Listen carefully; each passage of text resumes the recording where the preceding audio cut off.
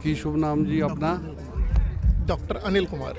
Doctor Anil Kumar ji, आप आज यहाँ आए हैं संगीत सम्मेलन पे, तो आप सुनने के शौकीन हैं या खुद भी तबला बजाते हैं? जी, मैं खुद एक कलाकार हूँ। मैंने अजराड़ा घराने के उस्ताद मंजू खान साहब से तकरीबन 30 बरस तालीम ली है तबले की। और आज मैं यहाँ भैनी साहब में उस्ताद ज़ाकिर हुसैन, उस्ताद पूर्वायन चटर्जी, तो तफ़ीक कुरैशी जी, इन सबको मैं सुनने के लिए आया हूँ।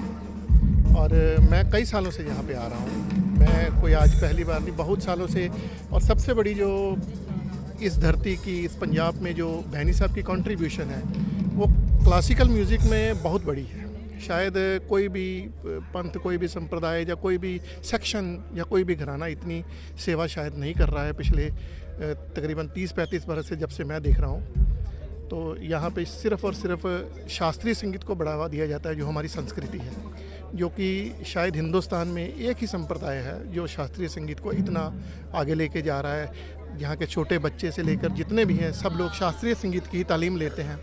उनमें कोई लाइट गज़ल गीत का कोई तालीम नहीं लेते, सब लोग क्लासिकल संगीत की जो तालीम लेते हैं। ये बहुत बड़ी नामधारी संप्रदाय की एक कंट्रीब्यूशन है पंजाब में खासकर। पीछे अगर आपके जानकारी में हो तो सदगुरु उदय सिंह जी ने एक शास्त्रीय संगीत प्रतियोगिता भी कराई थी। जी जी, करवाई थी, बिल्कुल। मेरे दिमाग तो ऐसी प्रतियोगिताएं भी होनी चाहिए आगे? बिल्कुल होनी चाहिए। उससे ये है कि बच्चों में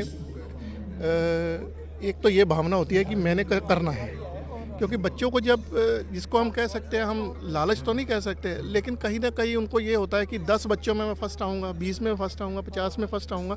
तो वो बच्चों की जो भावना होती है आगे आने की, नंबर 1 नंबर 2 आने की, उससे वो संगीत को खासकर उसमें वो रियाज़ भी करता है और उसको शौक़ भी पड़ता है। और जो शास्त्रीय संगीत खास करके है, ये आपको आपके दिमाग के जो पट होता है वो खोलता है। जैसा कि मैंने अपनी ज़िंदगी में देखा है, इसमें चाहे संगीत के गाने के हो, चाहे ताल के हो, इसके जो परमुटेशन कॉम्बिनेशन है, ये आपको किसी और दुनिया में ले जाते हैं।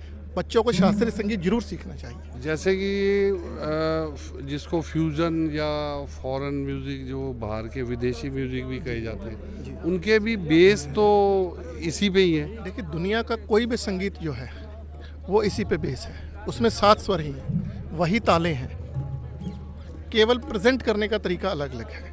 लेकिन जो हिंदुस्तानी शास्त्रीय संगीत जिसको हम कहते हैं, इंडियन क्लासिकल म्यूज़िक, उसमें एक्सपेंशन है, विस्तार है, जो कि शायद दूसरे किसी भी संगीत में ऐसा नहीं है। इसमें विस्तार है। और हर एक कलाकार जो है, हर एक कलाकार का जो अपना दिमागी जिद्दत होती है, जिसको कहते हैं संगीत में दिमागी जिद्दत बोलते हैं, उससे ये अपने राग को, ताल को विस्तार करता है। और इसीलिए ये हमारा संगीत जो है पुरातन भी है और सनातन भी है। ये कभी पुराना नहीं होगा। पिछले 1000 साल से, 2000 साल से वही संगीत है, अलग अलग शक्ल में। पहले ध्रुपद दमार था, उससे पहले प्रबंध संगीत था, आजकल ख्याल गायकी है। जैसे आपने अभी कहा कि अब फ्यूजन है, तो फ्यूजन भी उसी से निकल रहा है। इसका मतलब है कि बढ़ रहा है। हम ये मत सोचे कि ख़राब हो रहा है, बढ़ रहा है। लेकिन जो कहते हैं ना, जो खरा है वो कभी नहीं बदलता। तो वो जो क्लासिकी मौसीकी है वो कभी नहीं बदलेगी। उसमें से और उसकी शाखाएं निकलती जाएगी। इसको हम पंजाबी में कहते हैं, ये बाबा बोर्ड है हिंदुस्तानी म्यूज़िक। उसमें से अलग अलग शाखाएं निकलती जाएंगी और उसका संगीत का विस्तार होता जाएगा, चाहे किसी भी दुनिया का संगीत। बहुत बहुत धन्यवाद जी। धन्यवाद।